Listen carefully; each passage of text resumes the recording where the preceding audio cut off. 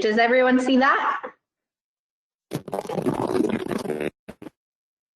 So once again, we're going to be going over the Governor's Emergency Education Relief Fund and the allocation that was appropriated to the New Mexico Higher Education Department. And if you guys don't mind, I'm going to close some stuff so that I can actually see my screen because I can't see mine.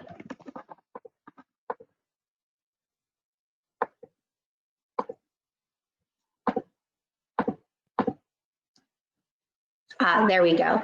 So GEER is an education stabilization fund out of the U.S. Department of Education, and the federal government allocated money based on population to each state. And the population age range that they really considered was ages 5 to 24 years old, just because those are the primary age groups for secondary and post-secondary education. Out of the $3 billion pot that came to our states, New Mexico was awarded $22 million. The governor split the money across her education agencies, so early education, public education, and higher education. And over $4 million will be dedicated to higher education, which is why you all are here today, so we can discuss that.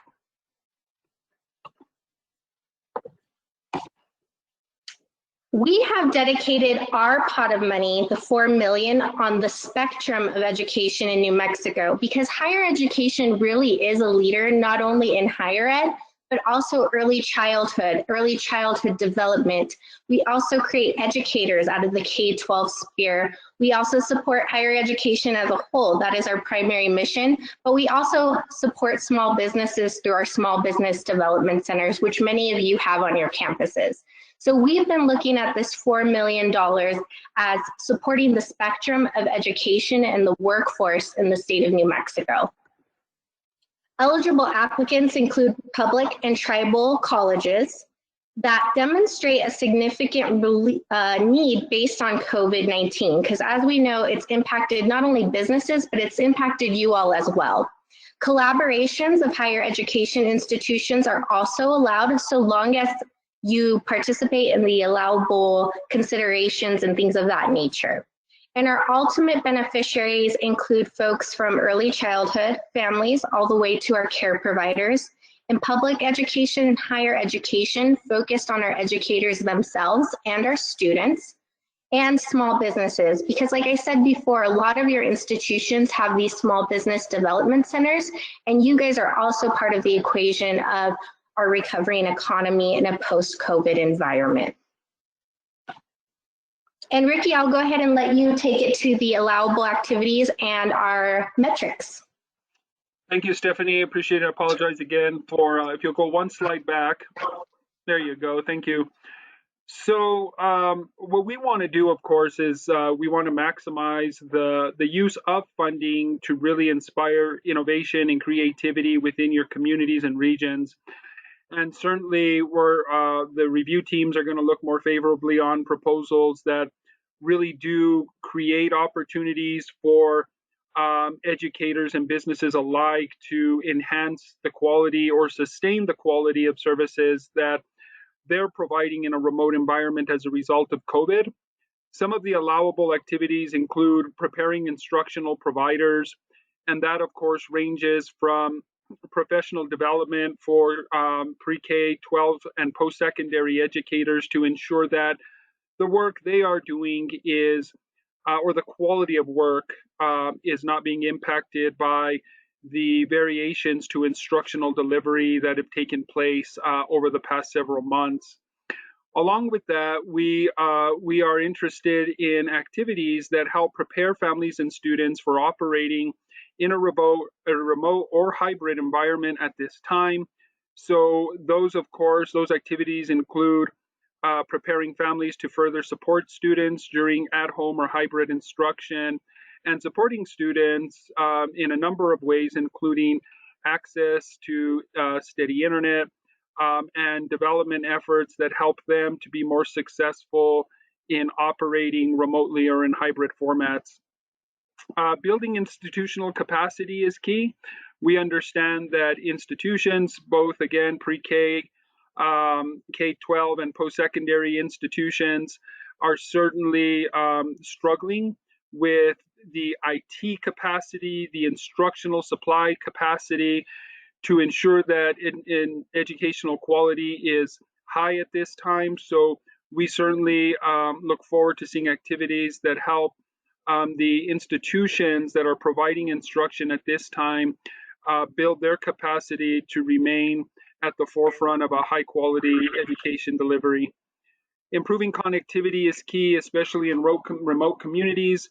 Later on, you'll see in terms of the evaluation criteria that improving services to rural, underserved communities, families, and individuals is something that will be considered when reviewing your proposal. So internet access is certainly an ongoing discussion for rural and remote communities. The work you do with preparing small businesses to adapt and pivot during this time is an allowable activity. Those activities, of course, include everything from training staff to operate in remote, hybrid, or virtual environments, helping businesses adapt, providing them with the resources and support that helps them to sustain services, to eliminate the need to reduce their staffing patterns or eliminate the possibility and threat of closure.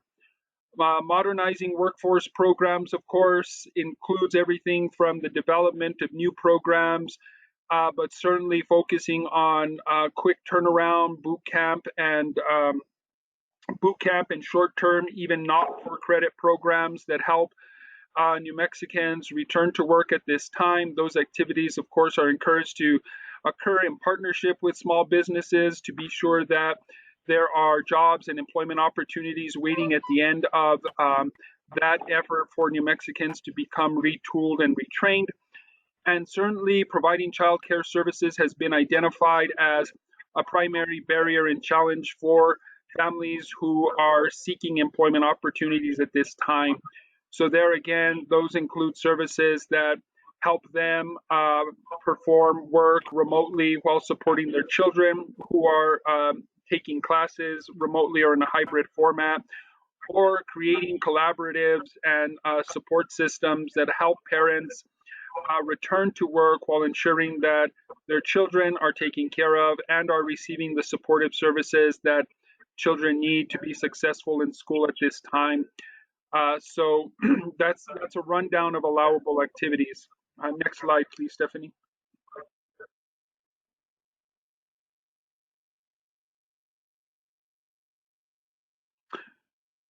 Thank you. This slide covers in a nutshell what each proposal must include. Of course, within the narrative, we must, per federal guidance on GEERS Act allocation requirements, we must include a portion that requires applicants to articulate how the entity and or the populations that are going to benefit from your proposal, how they have been significantly impacted by COVID-19, and certainly that's built into the evaluation criteria as well. So the extent to which that need has been identified and the extent to which it'll be addressed on the evaluation plan is important. A budget summary is required, and this, of course, could be high level. I imagine that very quickly we could provide the federal budget summary documents to you all that helps you identify with the high level categories. We will require quarterly and annual reporting. The quarterly reports are more financial.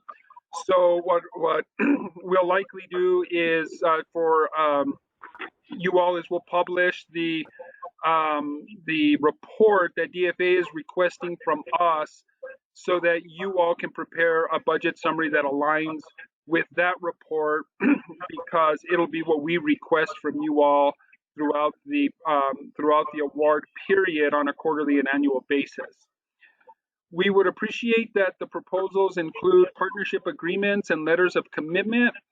And this can include, of course, the partnership agreement should the proposal be a collaborative proposal among institutions or groups within institutions. So we certainly want for all of the organizations involved in a proposal to commit to the activities and services that they're identified to deliver within that proposal. And that can include the extent to which they are going to leverage other resources that can help support the GEER funding in being more impactful. And lastly, we would like an evaluation plan. Again, understanding that awardees will report to the Higher Education Department quarterly and annually, an evaluation plan that helps us understand how you will measure the outcomes that you propose in the narrative. And certainly, based on those outcomes, an estimated student impact and cost per outcome based on the total budget request and what the anticipated outcomes of your activities are expected to look like. So that, of course, will help us report on a number of fronts, primarily in-state to legislators and the governor's office, how successful we were in touching New Mexicans with this allocation. Next slide, please.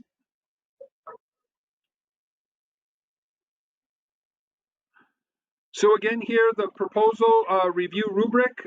We'll be looking at the narrative quality and the ability to demonstrate impact as a result of COVID-19. In addition to, of course, a clear articulation of the activities and how the budget will translate to activities in your work.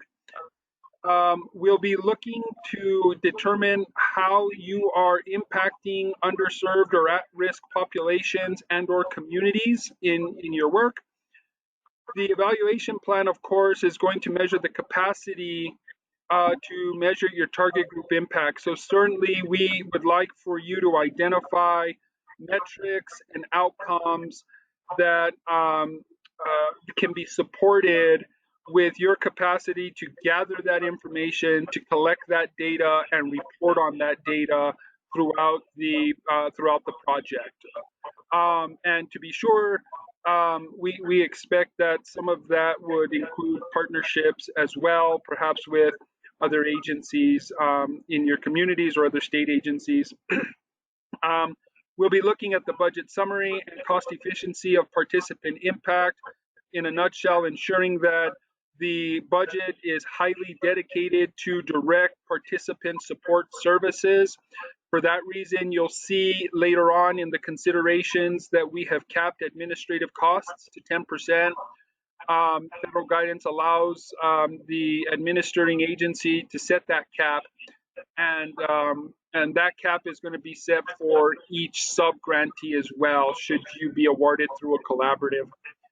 And then lastly, we'll be looking at project support, your ability to identify partners that can help you in leveraging matching funds or in creating efficiencies through strategic partnerships that help enhance the activities or the outcomes within your narrative.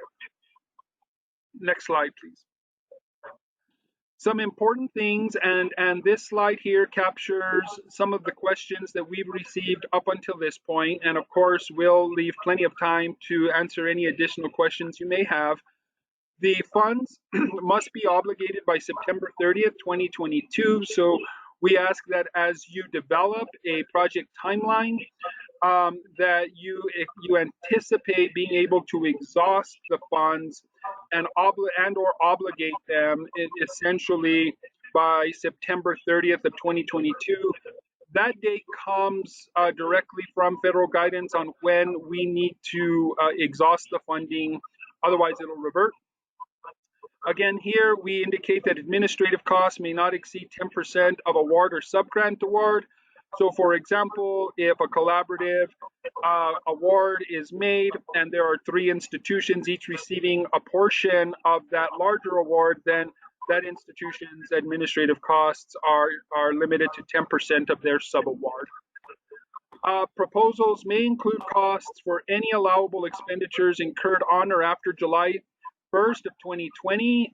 So to be sure, you may have already incurred costs doing work that aligns with the activities you're going to propose, and they're allowable so long that you didn't incur those expenditures or incur those costs before the start of the current fiscal year. Next, an allowable organization may be included in more than one proposal submission and may be awarded under both circumstances. So what does that mean? If, for example, New Mexico Junior College submits an independent proposal, it may also be included in a larger collaborative proposal. And if the proposals are evaluated strong and they are both funded, then New Mexico Junior College under these circumstances could receive funding through a direct proposal as a lead and as part of the collaborative proposal as well. Okay, there again, their administrative costs would be limited to 10% of their subgrant and then 10% of their independent award. To that end, any ineligible organization may not submit more than one proposal as a lead entity. So given my example, New Mexico Junior College could not submit two independent proposals where they would serve as the lead agency, because there again, it would create an opportunity where they could recoup 20% administrative costs, right, on their own there. So we'd rather the activities be rolled up into one proposal. Again, here we underscore the need for you to anticipate submitting quarterly and annual reports that will help us complete and submit our quarterly reports to DFA, who is reporting on the state's overall GEER fund use. And lastly, awardees must have the capacity to incur approved activity costs and submit monthly reimbursement requests to the higher education department.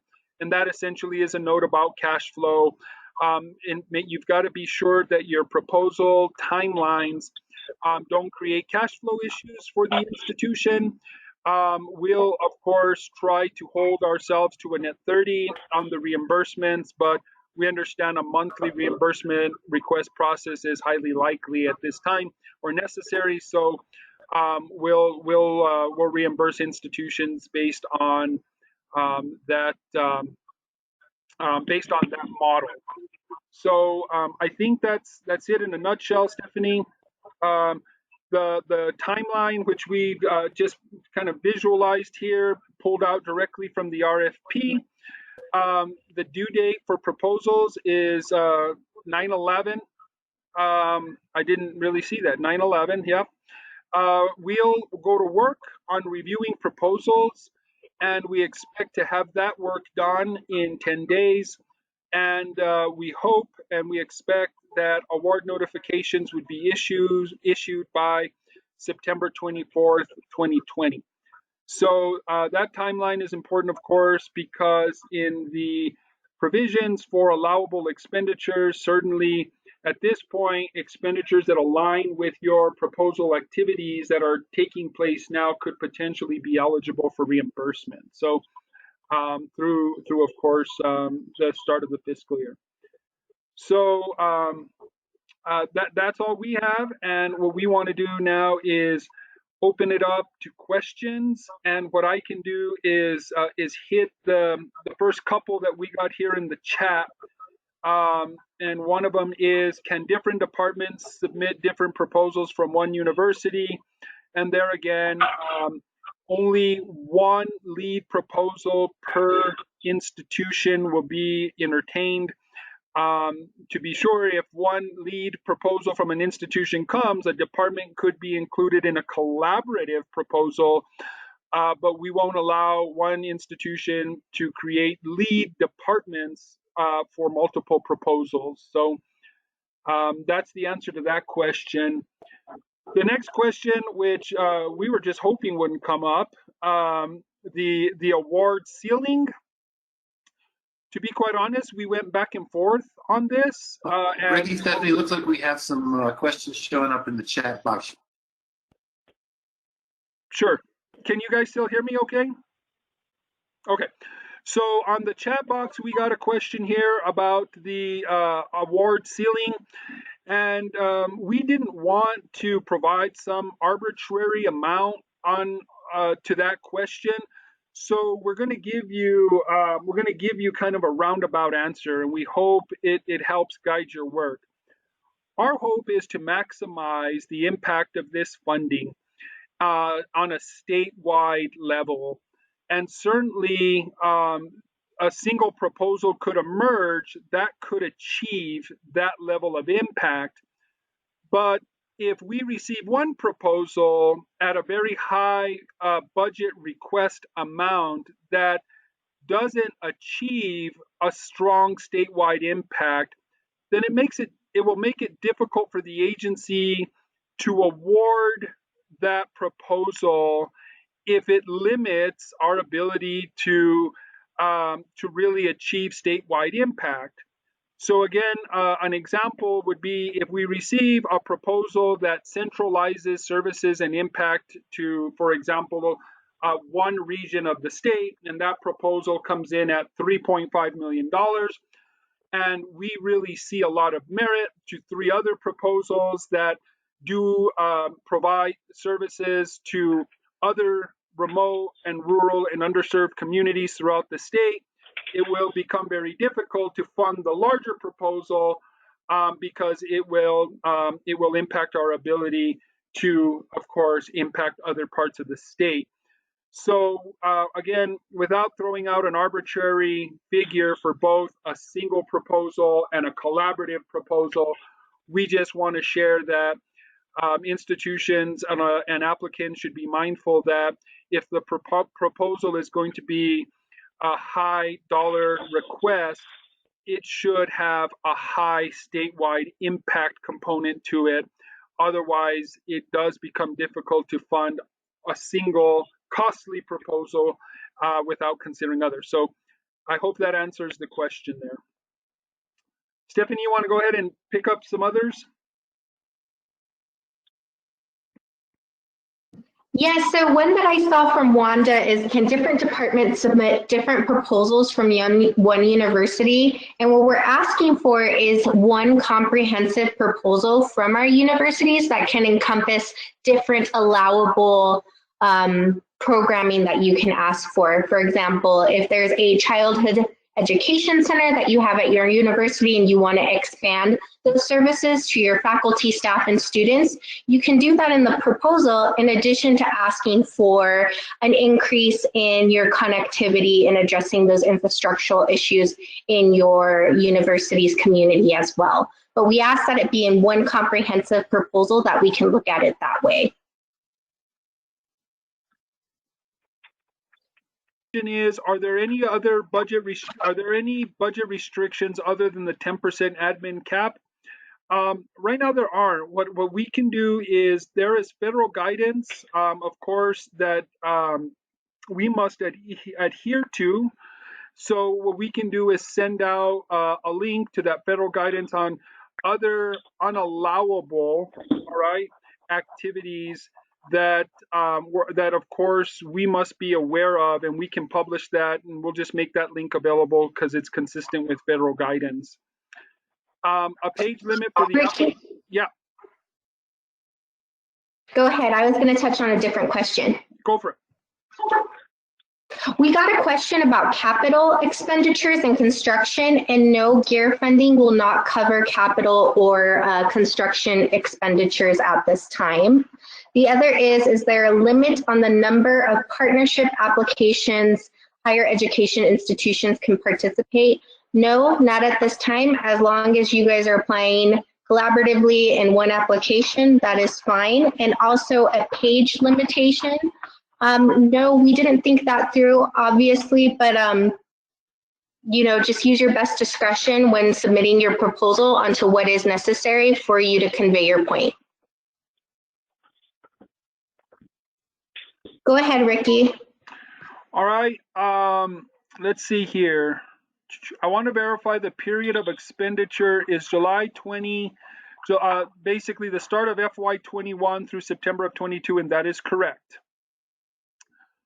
Are partnership applications and individual institution applications mutually exclusive, or can we participate in a partnership application and still submit an individual one? Yes, and so we address that. You can receive funding under a partnership collaborative proposal and still receive funding as a program lead or an award lead. Let's see here. Is there an RFP submission template, or are we expecting a variety of formats submitted? So again, there, if your total proposal packet includes the components we went over that are enumerated in the RFP, that'll be sufficient. There was a question about is there a narrative limit? And to be honest, we hadn't considered that as well. So I want to kind of follow in step here with most federal grants, and that's typically in the area of about 20 pages for just narrative. So I want to say that we can put out guidance that should be sufficient.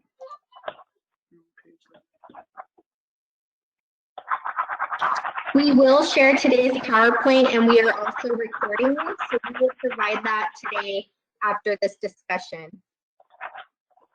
We received a question about our administrative costs mentioned equivalent to indirect costs, and yes, that is accurate. So we understand that many of you have negotiated indirect cost rates that vary widely, but for this funding, they should be contained to no more than 10% of the total award. Okay, next question. For a significant impact statewide, for example, transition to online learning, it really would need to be a significant amount and scalable across the state. Capacity building across New Mexico, higher education. It seems a bit conflicted given that there are at least 4 tracks that are different. In other words, if a consortium submits a capacity building faculty development grant affecting many institutions, it would likely be a higher amount. Not sure if you have some recommendations here. Can the person who asked that question expand a little bit on that?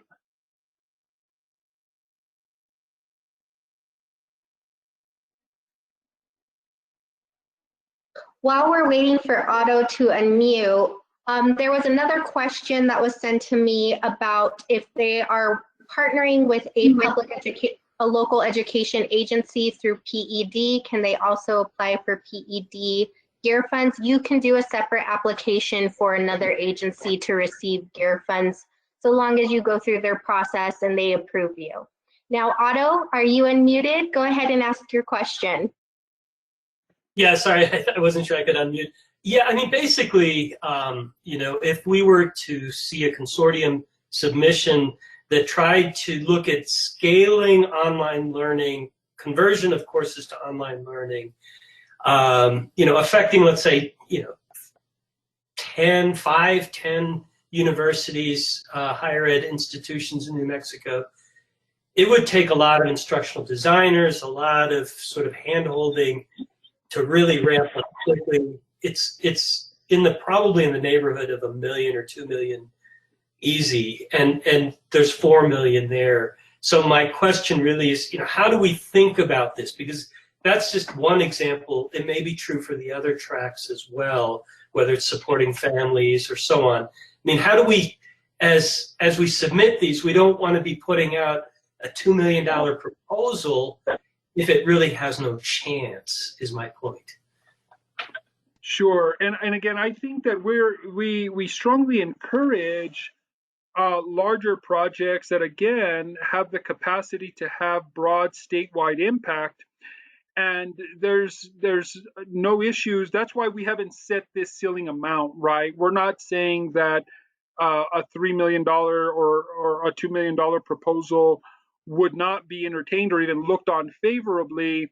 What we're saying is that if a proposal in that amount is very concentrated in its impact to a small portion of the state, then it's going to become more challenging for us to to create a broader impact award than it is a single one. So I believe that if you are looking at a collaborative proposal that does something like that, so long the institutions, of course, are committed to being included in that larger collaborative, then certainly it's going to be easy for us to see that there's potential for a broader statewide, right?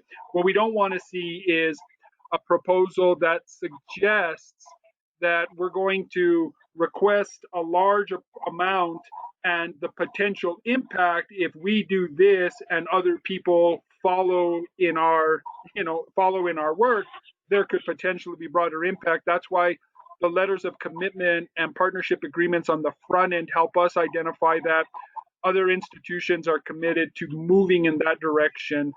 I hope that makes sense. Great. Do you have an evaluation criteria for the applications with points assigned to each section? So we provided that. It's in the RFP, and you'll see the breakdown of the point distribution. Do you have a definition of leverage funds? So there again, broad intentionally, that could be partnerships. It could be another grant. We don't have a match requirement, so there are no limitations to what funds you could apply towards the leverage funds portion of your proposal. So you don't necessarily have to pick and choose whether or not the funds, or pick and choose and identify funds that are non-federal matches for the project.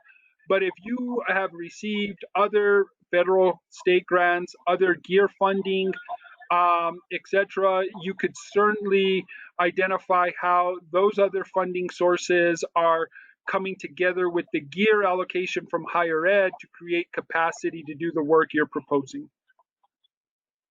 Ricky, I got another private message about special schools. Special schools, the higher education department does have oversight, so we do allow for you to apply for our funding, and also the public education department will also allow for special schools to apply for their funding as well, since they have students in the K-12 space.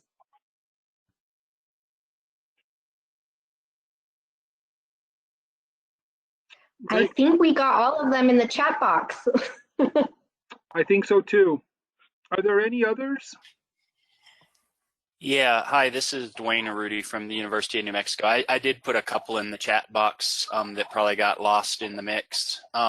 So for initiatives that have ongoing and recurring costs that go beyond the award period, is there going to be an opportunity for future funding, and or are you requiring that institutions or collaboratives that apply identify how they're going to handle the recurring costs?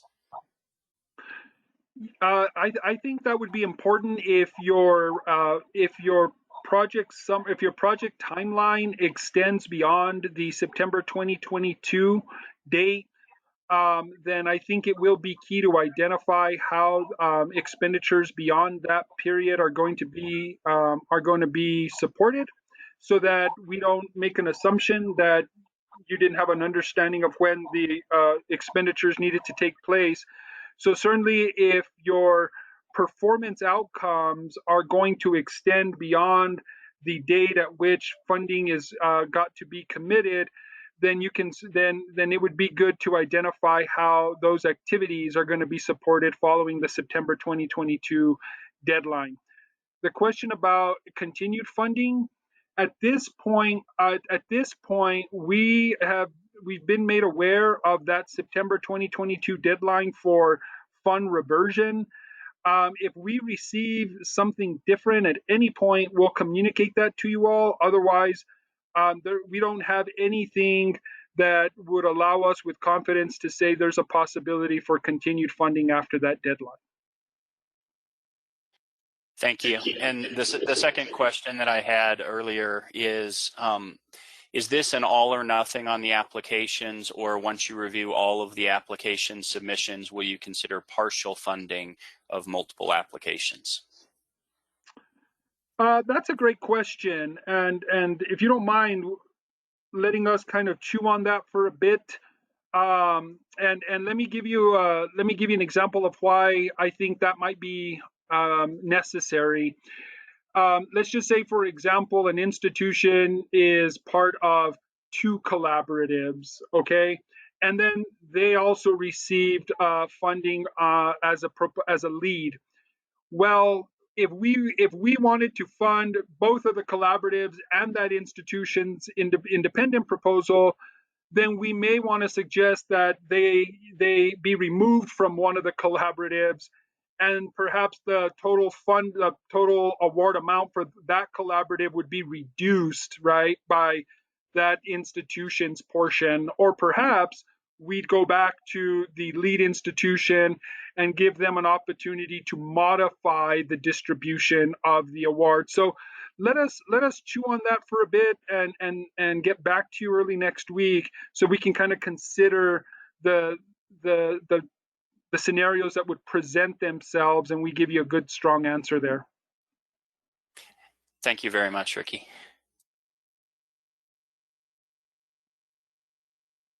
You're welcome. And there again too, we want to make sure that whatever we do by way of reducing an award doesn't limit your ability to achieve what it is you're hoping to do. So I'm sorry, President Bailey, is that you? Yes, hey, thank you, Mr. Deputy Secretary. Just a comment, really, and maybe a question, not for you or Stephanie, but maybe for everyone else on the call. And that is, I know that the CHECS group has been working together on a proposal, and I know they've been coordinating with the ICC, the ACC, basically, I think all institutions, in putting something together. And I'll speak personally, I think that the northern portion of that is probably equivalent to a dinner for 2 at La Cocina. But because we know that $4 million is not a lot of money for a statewide initiative, but my concern is that based on the questions that everyone else is giving, if in addition to some kind of joint proposal, all these institutions are going to put in their own individual proposals, then 1, we're going to have a Lord of the Flies situation, and 2, it's going to create a lot of work on HED. And so I'm not trying to discourage it, but I'm curious as to the thought process of flooding the governor's staff and HED staff with all of these different presentations. That's really going to make it almost impossible for them to disperse $4 million in a statewide way. So I just wanted to throw that shot across the bow for everybody. Hey, I think I was one of the people that was asking about individual and consortium, and that question was around some initiatives that we have, partnerships at the K-12 level that may not make it into the checks. So that was more about how do we partner with K-12 on that other pot of money. Yeah, no, I fully agree. And by the way, that was not an indictment on any one person or any one school. Just a kind of a thought on, at least on the $4 million side. Thanks, President Bailey. I put in the chat here jokingly, we didn't bribe you to make that comment, but it's a good point. You could have confused people that I had offered you dinner at La Cocina to make that comment, but I was going to say the same thing. But no, that's a point well taken. Now, to be sure, we're going to dedicate the resources and time that we need to review every proposal thoroughly, and we'll work very collaboratively to ensure that, one, we again achieve a very broad and diverse impact, but also recognize that for a lot of institutions, this is truly a necessity in the area of capacity building to do what they've got to do. So we'll do our absolute best.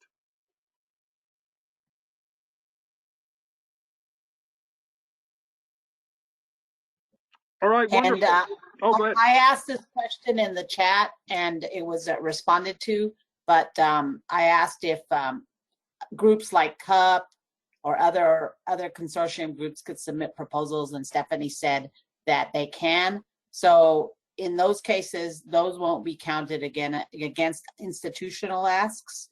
That is correct? Correct. If an institution is included in the collaborative proposal, say for example from NMICC, they could also submit a proposal as a lead if directly awarded. So, and again, there to Dr. Bailey's point is, that potentially could create 30 or so individual proposals and multiple collaborative proposals. But we'll do our best to see how those materialize in achieving what we're hoping to achieve here. And I think his other comment was also related to diluting the funds, right? That the funds would be so diluted that maybe they're not going to be as useful. I think that's what he was saying.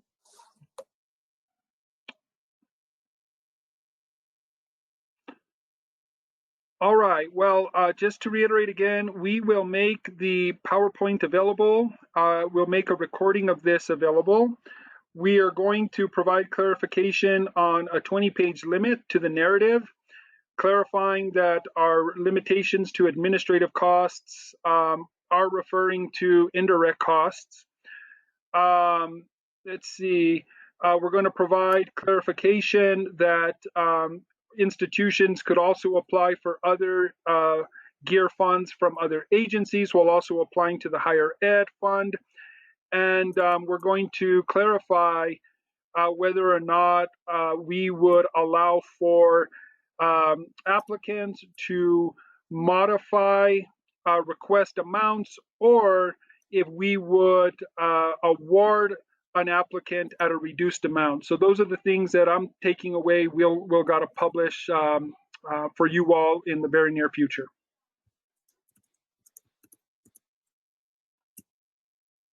And then the question came up here too, how do we obtain ongoing support to questions on the process?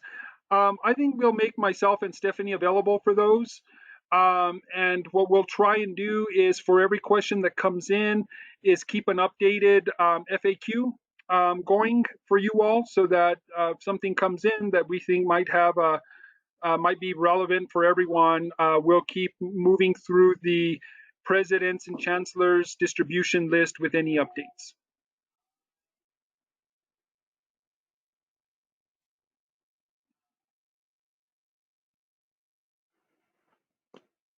All right. Thank you for joining us today. Thank you all very much. Very helpful. Thank you for doing this. Our pleasure. Thanks all.